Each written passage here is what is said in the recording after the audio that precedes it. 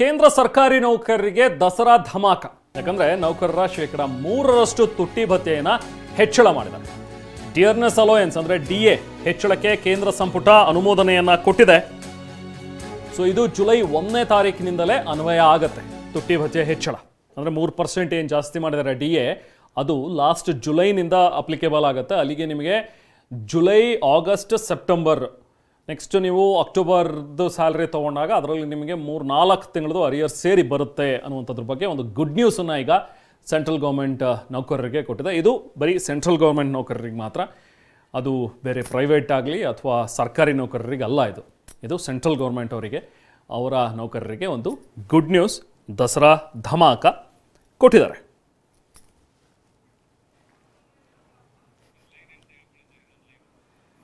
So central cabinet ಇವತ್ತು ಅದಕ್ಕೆ ಪರ್ಮಿಷನನ್ನು ಕೊಟ್ಟಿದೆ, ಅಂದರೆ ಅನುಮೋದನೆಯನ್ನು ನೀಡಿದೆ. ಡಿಯರ್ನೆಸ್ ಅಲೋಯನ್ಸನ್ನು ಜಾಸ್ತಿ ಮಾಡಿ ಈಗ ಜುಲೈ 1ನೇ ತಾರೀಕಿನಿಂದಲೇ ಅಪ್ಲಿಕೇಬಲ್ ಆಗೋ ಹಾಗೆ ಒಂದು ಆದೇಶವನ್ನು ಈಗ ಹೊರಡಿಸಲಾಗುತ್ತೆ. ಇನ್ನೇನು ಗೆಜೆಟ್ ನೋಟಿಫಿಕೇಷನ್ ಕೂಡ ಆಗುತ್ತೆ. ಬಹುಶಃ ಇದನ್ನು ಜಾರಿ ಮಾಡಿದ್ರೆ ಈಗ ಸೆಂಟ್ರಲ್ ಗೌರ್ಮೆಂಟಿಗೆ ಅಪ್ರಾಕ್ಸಿಮೇಟ್ಲಿ ಹೆಚ್ಚು ಕಮ್ಮಿ 1.15 ಕೋಟಿ ಸೆಂಟ್ರಲ್ ಗೌರ್ಮೆಂಟ್ ಎಂಪ್ಲಾಯಿಗಳಿಗೆ ಮತ್ತು ಪೆನ್ಷನರ್ಗಳಿಗೂ ಕೂಡ ಇದು ಅನ್ವಯ ಆಗುತ್ತೆ, ಅವರಿಗೆ ಲಾಭ ಸಿಕ್ಕಂತಾಗತ್ತೆ.